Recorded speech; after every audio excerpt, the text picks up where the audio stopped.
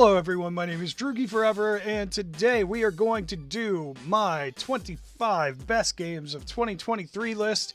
I have done this list a couple times in the past. Usually I skip a year. I think I did it in like 2018 and then 2020, and then who knows if I've even done it since then. And there's a reason for that, because usually I write a script, and I'm pretty lazy about writing. I do like to write, but I'm pretty lazy about doing it.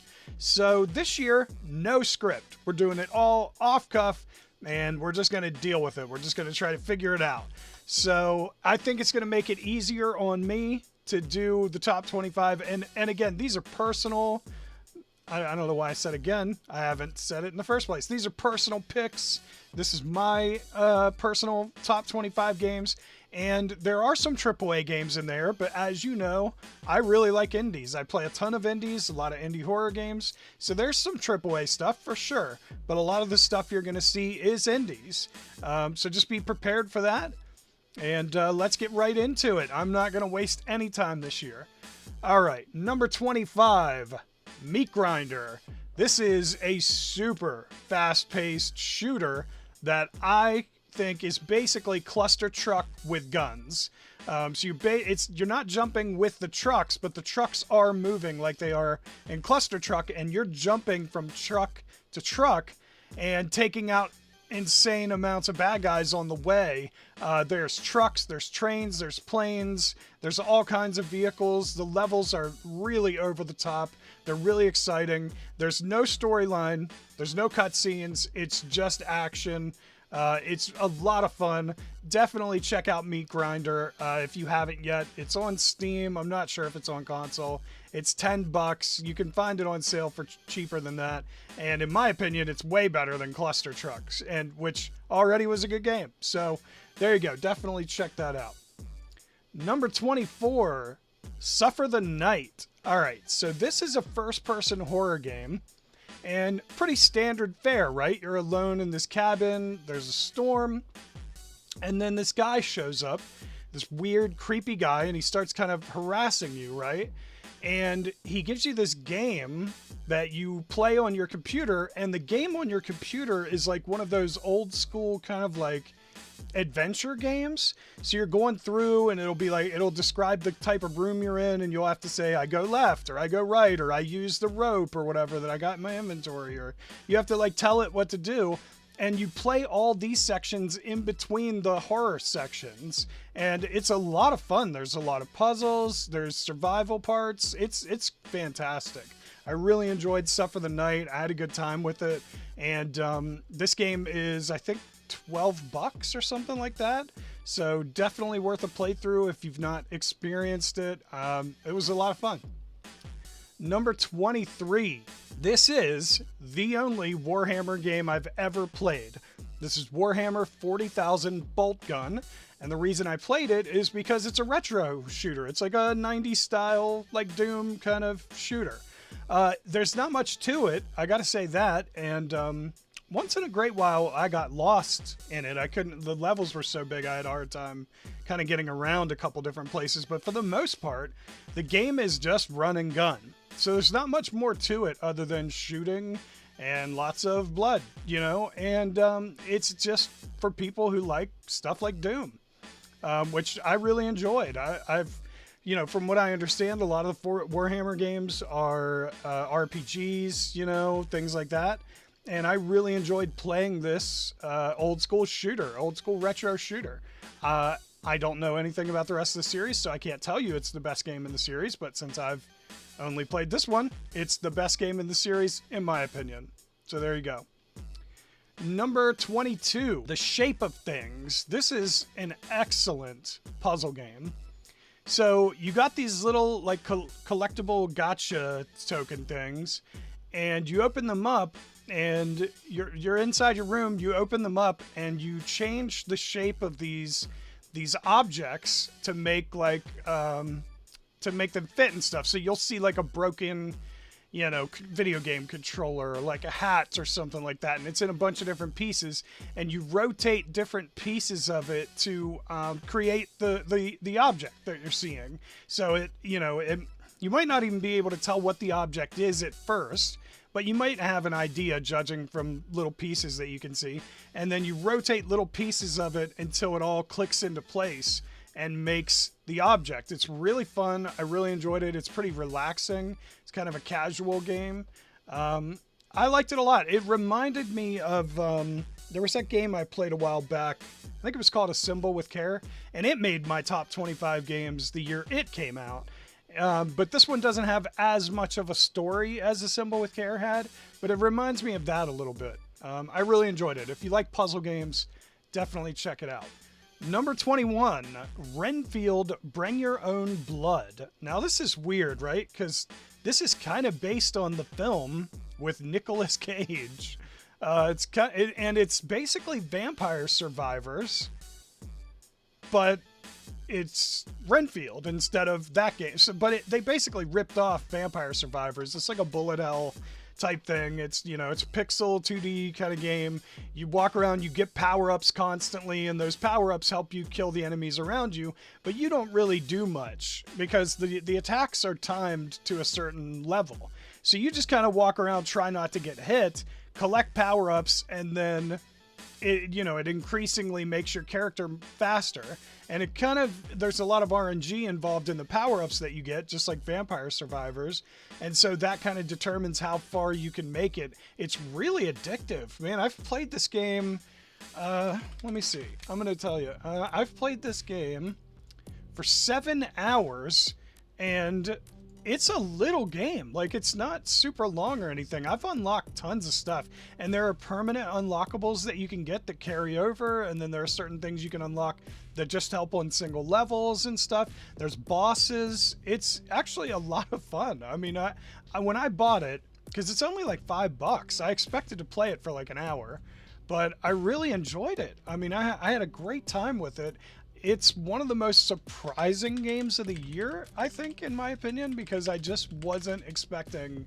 You don't expect, like, a licensed game to be anything decent, So, I don't know. I had a good time with it. I hope that you check it out. So, next up, this one is a AAA game.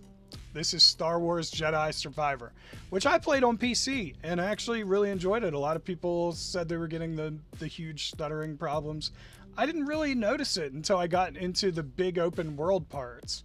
I really had a blast with it. I have obviously the Han Solo stuff, the outfits and stuff for the lightsabers. I enjoyed the combat. It's a bigger and better game than its predecessor, and its predecessor was already a fantastic game. A lot of people don't know this because I'm the horror guy, but I do love Star Wars. I'm a big Star Wars fan. I like a lot of the video games, not as many of them as I would hope, but I do like the Star Wars games, at least the Survivor, the Jedi series that they've been doing. When I was a kid, I liked Jedi Academy. That was a good one. I liked the one where you play as the bounty hunter. I like that one. I don't know. I like some of the Star Wars games. I'm not a huge fan of Battlefront, but I like some of the other stuff. So, anyway. Oh, and they're remastering Dark Forces, which is pretty cool. So, if you like Star Wars, I highly recommend this game. I think it's fantastic. I mean, I had an absolute blast playing this game. Next up, number 19. This is going to shock people. Disney Illusion Island. All right, so... You are Mickey Mouse or Minnie Mouse or Daffy or Goofy in this game. It's a 2D platformer Metroidvania, and it has co-op for up to 4 people. I've been playing it with my girlfriend. She's a huge Disney fan. I got the game for her, and I started playing it with her because she wanted somebody to play it with her. Not expecting much, and it is awesome. Man, this game is so good. So, as you go... It unlocks more and more and more, and the map just keeps getting bigger and bigger and bigger. I don't know how many hours we've spent playing this game, but we're not even done. Like, the main goal is to collect these 3 books. We have 2 of them, and we've spent I don't know how many hours playing the game, and there's still countless collectibles left to get all over the place. It's very well done. It's one of my favorite games of the year, obviously, since it's on this list, and honestly, I almost wanted to put it higher just because it's so good. I think people maybe would be scared off probably by the Disney themes and stuff. It's so much fun. If you like Metroidvanias and platformers, you gotta try this. I mean, it's so much fun. I don't know what else I could say about it. It's just fantastic. You've got to give it a chance, seriously. Number 18, Suppless. All right, and here I'm showing my age again because it's another old school retro style shooter, throwback to Doom. You know, it's got insane graphics. It's so much fun. It's over the top, obviously, but it's just a great shooter. I had so much fun with this. It's just one of those games where you can just go in and you can just shoot your way through it. And that's pretty much it, you know, just fight, solve a couple puzzles here and there. But for the most part, all you're doing is shooting. It's one of those mindless, I like those kind of games sometimes when I don't want to think. I just want to go in, I just want to blast enemies and have a good time. And Suppless gives you that. It's very fast-paced, pretty fast-paced. There is time for exploration, but for the most part, you're just going to be shooting. If you like Doom at all, definitely check it out. All right, number 17, Bob D. All right, so this is a very short game, and it's mostly based on exploration. This is actually an insanely highly rated game on Steam. It's got like 98% overwhelmingly positive reviews, and it's free. Totally free. It's insane. So you start in this like broken down, kind of rundown district in a town. You meet the inhabitants and kind of try to figure out how to escape. You find all kinds of stuff. There's like there's this crazy motorcycle you can use to make like jumps and stuff with. You can pick up weapons and stuff. There's all kinds of secret collectibles. There's actually no combat. You can use the weapons for different things like jumping or like destroying things, but you don't really like kill anybody. There is this insane physics thing in this game where you can use the motorcycle to like get to places you wouldn't be able to reach. It's very strange. I don't know how to describe it because it functions differently than almost any game I've ever played. But if you like first-person exploration games, definitely check out Bobdy. It's so much fun. Number 16, Metroid Prime Remastered. I wasn't expecting this to be as good as it was. So I like the Metroid Prime series. I like the Metroid series in general. I still have physical copies of Other M and the first Metroid for GameCube. I have Metroid 3 for the Wii. I'm a fan of the series, and I have the special edition of Metroid Dread, the physical special edition. So, you know, I'm a big fan of the series. I like the first game a lot. I think the remaster makes it even better. So if you like that game at all, you definitely should play the remastered version. I think it looks fantastic. They did a great job with it. First-person shooter, lots of puzzles, lots of stuff you can't get into until you get the right weapon or the right, accessory or whatever. It's a lot of fun. Definitely check this out if you like Metroid at all or shooters. Number 15, Kona 2. All right, so the first game, fantastic game. Absolutely love Kona 1. The sequel, so it takes place in a kind of a mining town. So you're a detective as he kind of tries to survive and tries to figure out the mysteries of this area, this region of Canada. The opening sequence is really cool. So you're on this boat and you're trying to get to this place, and people just start shooting at you for whatever reason. So you fall in the water. You nearly you get hypothermic. You make it out, and then you try to figure out what the hell's going on. Piece together what's going on as you make it through. There are incredible set pieces in this.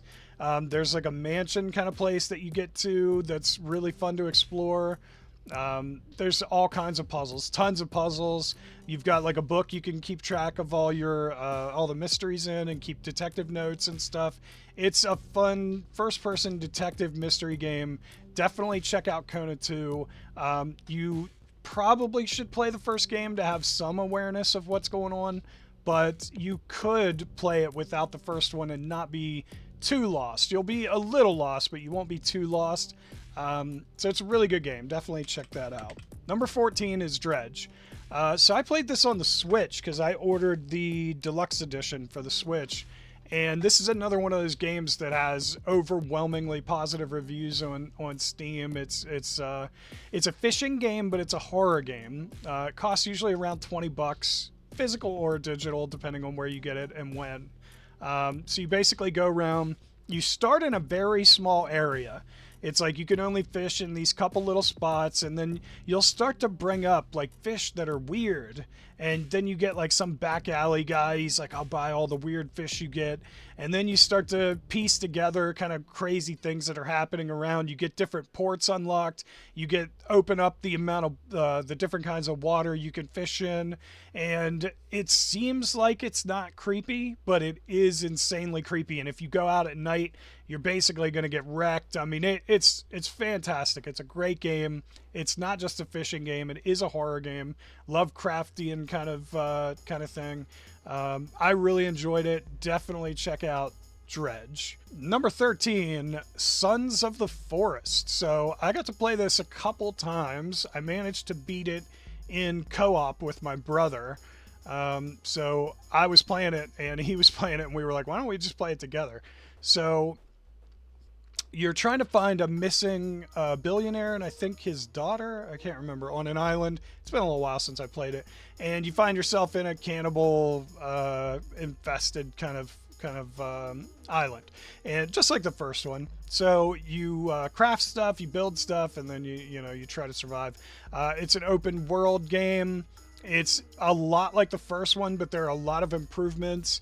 There's this crazy woman that I think her name is Virginia. She has like multiple arms and legs. She has more arms and legs than normal, but she's awesome. She'll come around, and then the more she'll like give you gifts and stuff, but then she'll run away if you try to come up to her. But after a while, she gets friendly, and you can give her weapons and different outfits and stuff. It's pretty cool. The game has changing seasons, so it'll get cold and you'll get like hyperthermic. There's tons of places to explore. I did find that because we were playing it in early access, the game's obviously still in early access, kind of a third of the map to a half of it really wasn't important. Like, you didn't really need to go to a lot of places to get stuff. You really could beat the game staying on like half the island. But as they go through early access, they're adding more and more stuff to it, so just keep that in mind. But it's a lot of fun. It was a great multiplayer game, and the ending cutscene changes depending on a couple different things that I won't get into, but me and my brother had to watch them all. So we tried to do a bunch of different things to get all the endings, which I think are on my channel. You could probably watch them on the channel, but yeah, I had a great time with it. One of the best games of the year for sure. I really enjoyed it. Number 12, Forgive Me Father 2. I really enjoyed the first one. It's another retro shooter. A lot of those on my list this year. It's very Lovecraft inspired. You've got these like tentacle enemies that shoot at you and stuff. Very similar to the first game. They're like possessed or whatever, and you unlock a lot of like abilities and weapons and stuff. And you go through, it's kind of like a hand-drawn, almost comic book-like style. And you can use, like, insanity to your advantage. You get, like, weird abilities and stuff to take out the horrors, but it's mostly just a shooter. It's got a great soundtrack. It's a lot of fun. Definitely check this out. This one is in early access as well. So just keep that in mind. They're still adding stuff to it, but it's a very long game, even though it's in early access, and it's a lot of fun, so definitely check that out. Number 11, The Tartarus Key. All right, so I played this on Steam, and then Super Rare Games put out a limited to like 3,000 copy Switch version, so I bought that as well. This is a first-person retro puzzle game. Okay, so you end up in this house and you don't exactly know what's happening. You're in a mansion filled with lots of traps and puzzles, and probably cameras watching you too. And then you run into these people. You kind of run into other people in the mansion and try to figure out why you're all there, how you got there, what's happening. It's very much like It reminds me a lot of Resident Evil, just without the combat. So if you think you might like something like that, it's pretty good. I mean, I really enjoyed it. I think it's very underrated. I never saw anybody mention this game in any of their Game of the Year conversations. Definitely check this out, though. All right, number 10, finally top 10, and this might be familiar to a lot of you, Amnesia the Bunker. I'm a huge fan of this series, Rebirth, even though it wasn't my favorite Amnesia game, did make my top 25 the year it came out. And now the Bunker makes top 10 this year, which is great. Frictional's one of my favorite developers. This is the first Amnesia game with combat. It's got this crazy monster that stalks you throughout this bunker. You've got to find tools and solve puzzles and keep the lights on, and like there's so much stuff you have to do. You have to manage the generators, and it's just so much fun. They really improved the formula in a great way here.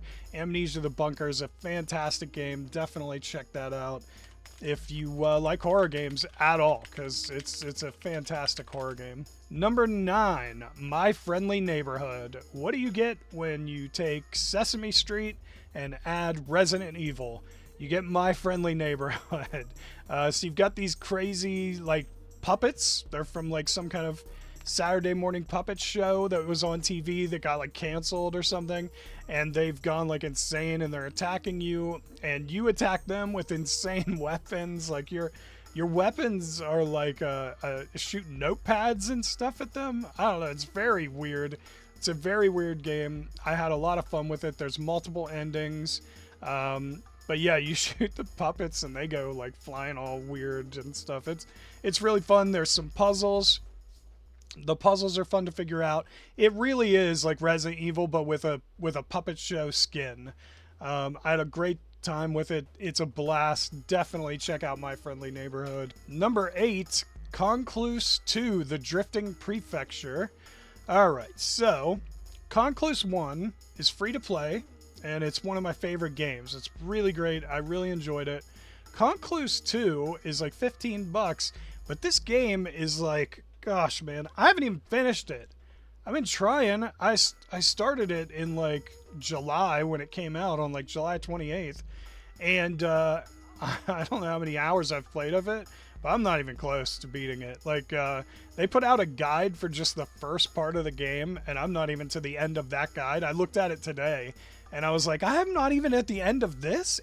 I mean, this game's probably like, I feel like it's got to be like 50 hours long. I mean, it's insane how much content's in this thing. They were saying there's over 2 hours of in-game cutscenes. It's got a PlayStation style graphics to it. Tons of boss fights, tons of puzzles. It's very atmospheric. It's crazy good. Crazy good. Very weird. A little janky. So if you don't like a little jank with your games, you're not going to like Concluse 2. It's very indie, but it's very good. Very, very good. Really enjoyed it. And definitely one of my favorite games of the year. Number 7. Some people don't even know this exists. This is Slender the Arrival Remake.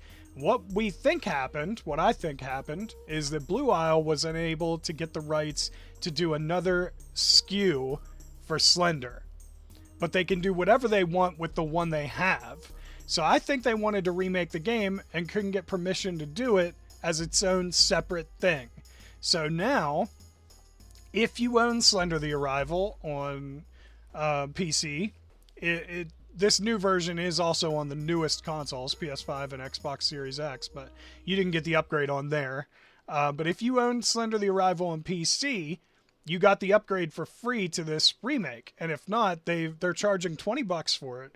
And it's amazing. They completely rebuilt it from the ground up for its 10th anniversary in Unreal Engine. And it looks unbelievable. They added a whole new chapter. They did a Halloween event. They might be doing a Christmas event, it sounded like. And they're adding 3 new chapters in the coming year. And they're adding a new game, The Lost Chapters. And that's another reason I think they don't have permission to do another Slender game. It's not called, the new one's not called Slender. and didn't look like it had Slender in any of the screenshots. So I think they just wanted to give people a remake, and so they just did it on their old listing on Steam. And if you want to play the old one, you can just go to the beta tab and play the old version, or bust out your PS4 or your Xbox One. It's on there, or your Wii U or whatever. It's been on every console. It's on Switch, the old version. But yeah, this new version, unbelievable. Definitely one of my favorite games of the year, and well worth a play. Most people, I don't think, even know it exists. They probably don't even realize Slender got a remake.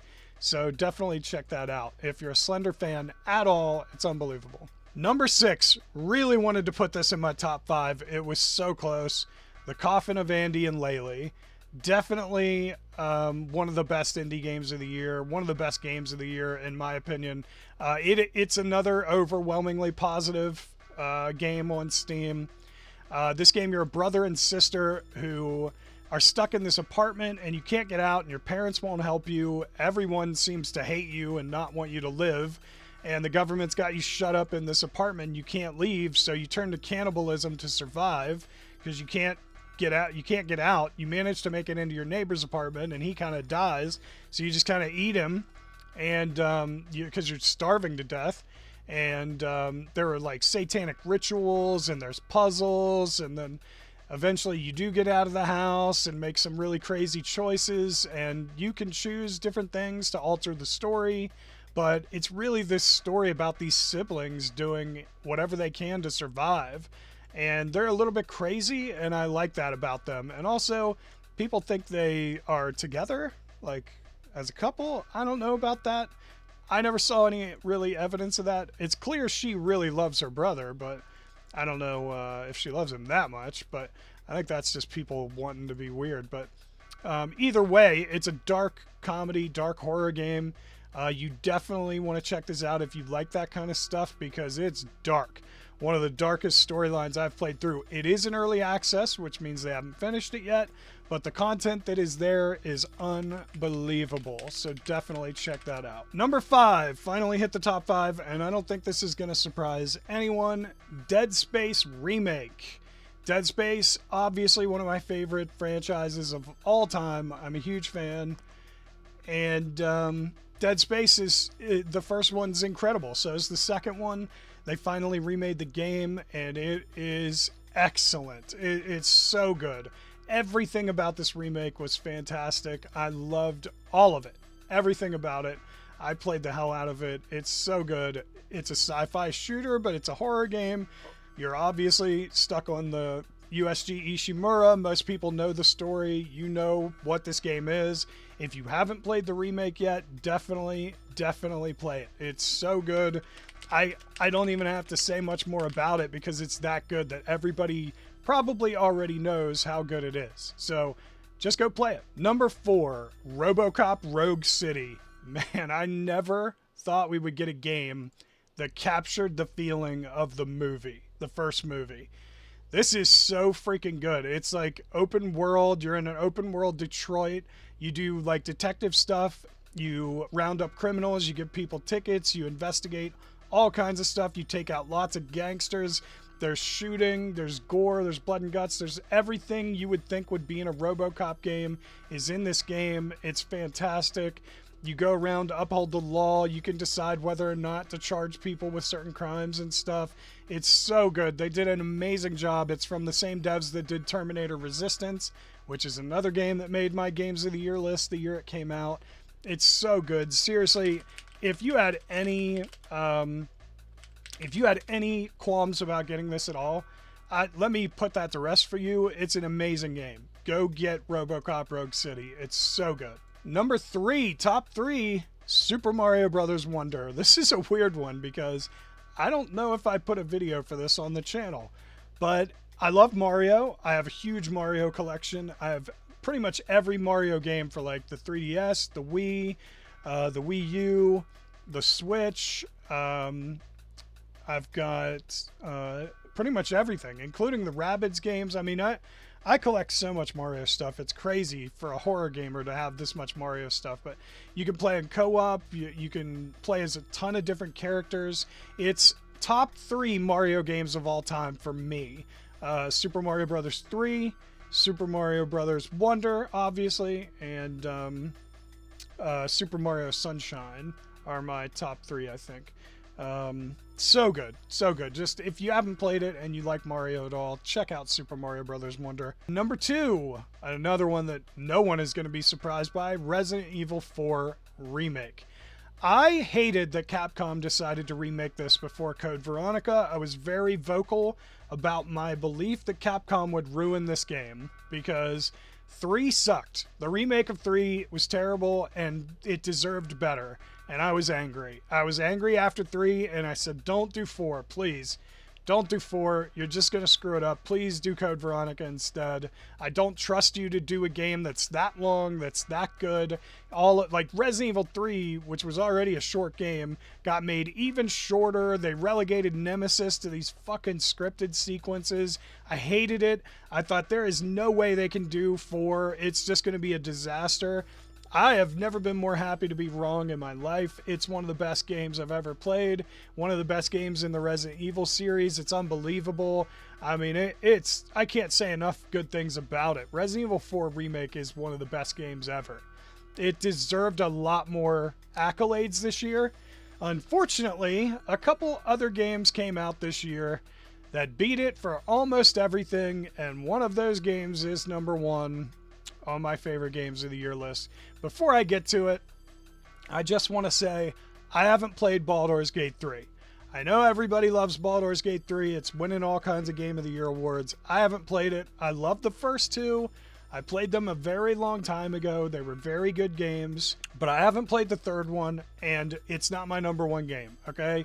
If you've been watching the channel, you know what the number 1 game is, because you know I'm a huge fan of this franchise. It's Alan Wake 2. It had to be Alan Wake 2. What else could be number 1 over Resident Evil 4 Remake? I mean, Alan Wake 2 is, in my opinion, the 3rd best game ever made. Ever. Number 1, Silent Hill 2. Number 2, Resident Evil 1 HD Remaster of the remake, because I just love that version. The lighting looks incredible. I love that game. Number 3, Alan Wake 2. And Alan Wake number 1 is also in my top 10, so keep that in mind. I'm not just throwing Alan Wake back to the relegated to number 50 or something. It's also top 10. It's like number 7, I think, or 8. I'd have to look at the list. But anyway, Alan Wake 2 is the culmination of everything Remedy have ever said or done. I'm not kidding. Like, things I've heard Sam Lake say in interviews, ideas he had for Alan Wake 2 prototypes, comments he made, that voice actors you've had from different games, people from different games, it all connects in Alan Wake 2 to Control, to Quantum Break, to Max Payne.